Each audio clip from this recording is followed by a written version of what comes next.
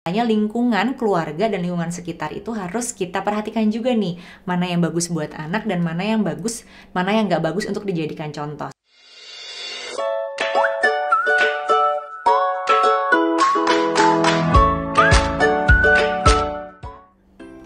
Hai ayah dan ibu, balik lagi bersama saya Saskia Aulia Prima, psikolog dan juga co-founder dari 3 Generasi. Nah, kita baru aja bahas tentang body positivity. Kali ini menyambut dan menyambung hal tersebut, kita akan bahas nih, gimana ya caranya supaya anak kita tuh gak jadi pelaku membuli body shaming atau shaming-shaming yang lainnya gitu. Jadi gimana sih caranya membiasakan mereka dari kecil supaya gak jadi orang yang nantinya mudah membuli orang lain, intinya seperti itu. Nah, tapi sebelum lebih jauh nih kita bahas tentang materinya, seperti biasa jangan lupa tekan tombol subscribe dan juga loncengnya, jadi kalau 3 Generasi punya video baru bisa langsung pada lihat videonya.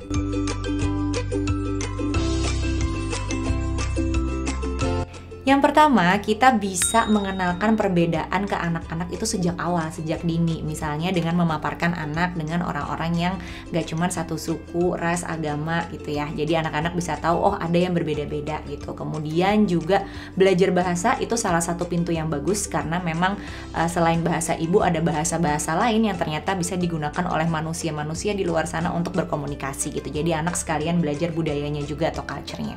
Kemudian juga coba anak bisa ikut kegiatan yang berbeda-beda nih. Jadi misalnya kegiatan yang berhubungan dengan seni musik, seni rupa, bahasa, kemudian juga mungkin literatur dan lain sebagainya. Jadi anak terpapar, oh banyak ya hal-hal yang beda-beda gitu, dan itu sebenarnya nggak apa-apa gitu, nggak ada yang satu lebih daripada yang lain. Kayak warna aja, ada yang merah, kuning, hijau, nggak ada yang lebih bagus, semuanya sama aja gitu, dan semuanya wajar-wajar aja. Jadi anak terbiasa untuk melihat perbedaan itu sebagai sesuatu yang menyenangkan, bukan sesuatu yang harus diantipatikan atau dinegasikan.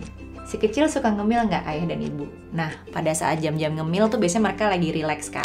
Coba deh jadi pancingan untuk ngobrol bareng nih sama anak gitu. Jadi mengetahui harinya dia tuh seperti apa, perasaan dia akhir-akhir ini apa. Kenapa itu penting dalam membuat anak nantinya nggak jadi pembuli? Karena anak yang merasa orang tuanya perhatian, merasa orang tuanya mendengarkan keluh kesah mereka gitu ya, memahami isi hati mereka, tentunya akan merasa lebih aman, nyaman, dan percaya diri. Jadinya juga nggak akan mudah untuk menghina orang lain atau tidak menghargai orang lain, karena udah cukup gitu rasa cintanya. Jadi nggak ada sesuatu yang dia seperti kayak membawa sesuatu yang nggak nyaman dan butuh dilampiaskan ke orang lain gitu. Jadi jangan lupa perkuat pertahanan di rumah secara interaksi, secara ikatan dengan anak kita, supaya anak merasa cukup dan juga nggak perlu untuk mencari korban lain nih untuk melampiaskan rasa yang nggak puas dia dapatkan sehari-hari di rumah. Yang ketiga, kenali lingkungan pergaulan anak dan juga media-media yang dikonsumsi oleh anak. Jadi maksudnya gimana? Beberapa penelitian memang bilang bahwa memang anak itu sering ya mencontoh lingkungannya. Terutama kalau di lingkungannya anak menjadi korban bullying, akan mudah di lingkungan lain juga dia melampiaskan hal tersebut. Jadi jatuhnya malah membuli di tempat lain gitu. Atau ada juga mungkin nggak kenapa-kenapa tapi dia lihat ada orang yang membuli gitu depan mata dia. Dan sebenarnya menariknya lingkungan ini juga termasuk kita sebagai orang tua.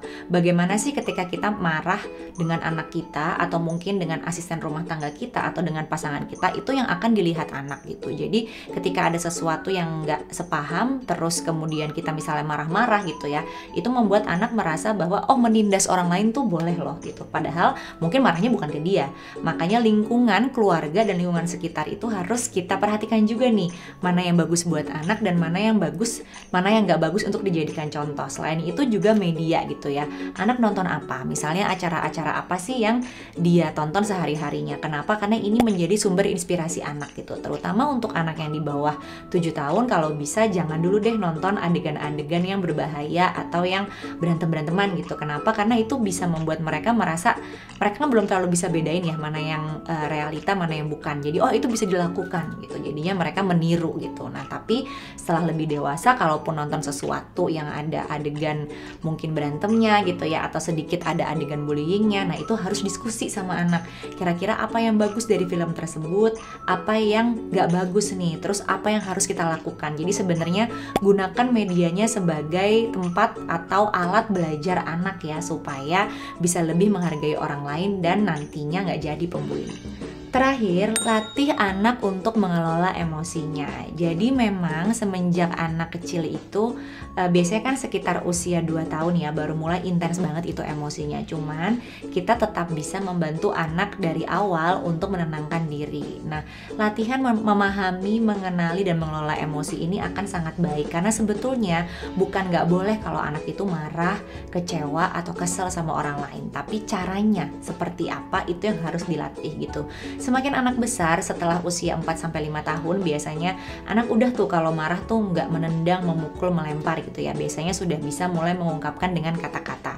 Kalau lebih kecil memang kadang masih belum bisa menguasai emosinya, jadi kadang melempar, kadang memukul. Nah, kita bisa tuh bilang ke anak untuk setelah mereka tenang, yuk kita nafas dulu atau kita peluk dulu atau kita sebut emosinya gitu. Kakak marah ya, adik kesel ya, supaya dia terbiasa ketika merasakan emosi nggak nyaman tertentu daripada melakukan kekerasan dia menyebutkannya secara verbal. Nah itu kan sebenarnya boleh ya, dan sebetulnya bagusnya memang ketika kita nggak nyaman sama sesuatu tuh kita bisa speak up atau ngomong gitu. Ini yang nantinya membantu anak untuk nggak mudah membuli orang lain ketika dia merasa ada yang berbeda dengan pendapatnya atau misalnya merasa emosinya tersulut gitu dengan orang lain. Ini penting banget ditanamkan, dan lagi-lagi orang tua adalah contoh bagaimana kita melampiaskan emosi gak nyaman kita, itu nanti yang akan terekam di otak anak untuk ditiru dan untuk diaplikasikan sehari-harinya. Itu dia beberapa tips yang bisa dibiasakan orang tua sejak dini untuk mencegah anak menjadi pembuli gitu ya. Dan kalau misalnya nih ada tips yang aku kurang atau ada ide yang lebih bagus lagi, silahkan banget tulis di kolom komentar. Misalnya apa sih yang biasanya ayah dan ibu biasakan ke anak supaya nih nantinya dia nggak ngebully orang lain gitu ya. Dan boleh juga kabarin di 3 generasi di TikToknya ataupun di Instagramnya @tigagenerasi. Jangan lupa di like videonya, di share ke parents yang membutuhkan, dan jangan bosan-bosan nonton channelnya 3 generasi ya. Sampai jumpa.